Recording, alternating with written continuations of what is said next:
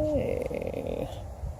So here is the community garden. There is 6 10 by 10 or 3 meter by 3 meter plots. Straight ahead there's 4, and then off to the left there's 2. So it's kind of a T-shaped garden. Down here is the first one near the road, so we're at the very edge. Got our onions, quite a few varieties here, and some spring onions I just picked. You see the usual marigolds, and that stuff down here, that is Bloody Dock, and it took about a month to germinate, but it did, and it's a slow grower. It is the 30th of July, so we still have about 6 weeks to see what happens with it. And my shadow and borage, of course, because you always have to leave a volunteer. Peas. Peas are in full swing right now. And I did a little planting of chives. Don't know if that'll come to much, but again, we got time. So this is Auroch, red or purple Auroch. And then, as usual, I plant my my carrots and leeks together in a bed, and I never thin carrots. I probably should, but I don't. Anyway, so here's my cucumber trellises. There's a little bit of a sad story on this side here. None of the cucumbers survived, and it's on the north side. I don't know if they just didn't get enough love and care and sunshine. That is lamb's lettuce right there. Behind that, that is sorrel, which you'll never kill. Even I can grow that. So, there are my cucumbers, little pickling cucumbers. The ones on this side survived. We also have shiso, which is a Japanese mint, kind of just bitter and a bit like cumin. Then, of course, there's the dill in the middle. And on the other cucumber trellis, we did a lot better. We've got about a jar full of these little pickling cucumbers, and I can see lots more on there. So it's just the start. In there we have some rocket, which has bolted, but it's still pretty nice. And right behind there is our cabbage cage. So let's take you over there. Past the cucumbers. And my shadow again. So we got 4 kinds of cabbage in here. We have Integro, this one here, that's a red cabbage. And we have Violaceo di Verona, which is a wide leaf. It's less of a head cabbage than a leaf cabbage. And we got January King in the middle. We've already had one out. It was delicious. And the Brunswicks, which a lot of people will know about already. Here, back in the way I am.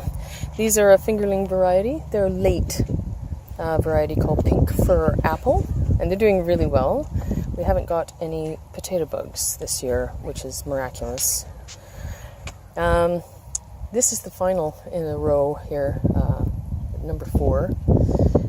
Peas enclosing the pumpkins. Now, the Rouge Vif de Temp pumpkins are just killing it. They are everywhere. Big, small, let's see. There's one right there. There's a beaut. Absolutely. Hello, little Mayflower. And they're on here. And they're there, and they're everywhere. Of course, we have our yellow courgette, which is just too much fun. Only one, because that will feed a family. One plant. This is Gallo de Sans. I believe there's one little pumpkin on that. And the Futsu Kurokawa is a green pumpkin. And we have 2 of those that I can see so far. So the peas go all the way around the back. And we'll just walk around the back here because we have some more pumpkins. Oh, yeah, there you go. There's another one. They like to grow a lot. Oh, look at this. We have a towering pumpkin. Yes, interesting. And there's some more on the other side. So that is the pumpkin patch. So back to the other side of the potatoes, I've done another sowing of Auroch. And I'm trying some more kohlrabi, dill, and some rutabagas, or Swedes. And this, under the cloche, is my second sowing of carrots. And the frogs really like it in here.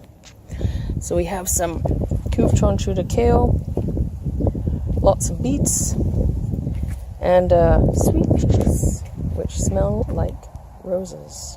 They're just gorgeous. And a few marigolds and some dill. And these beets are a second-year beet. I overwintered in the refrigerator, and I replanted 6 of them this year, just at this end, to try and see if I could get some seed, and it looks like we have been successful. So we'll have to wait until they ripen a bit.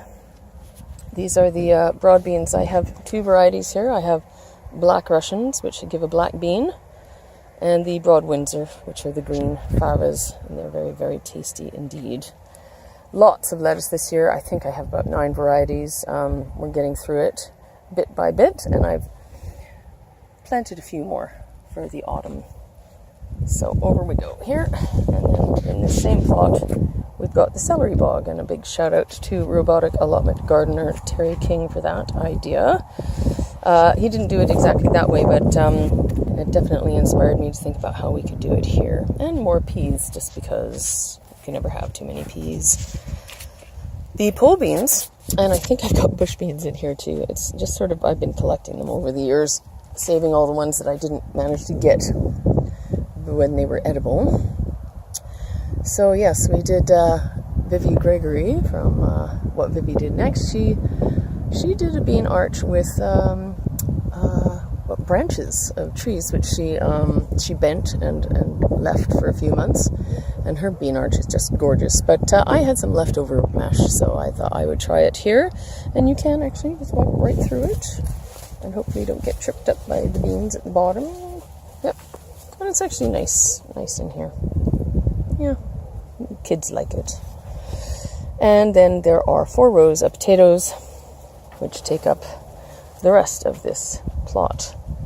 And that is the end of the garden. Thank you very much.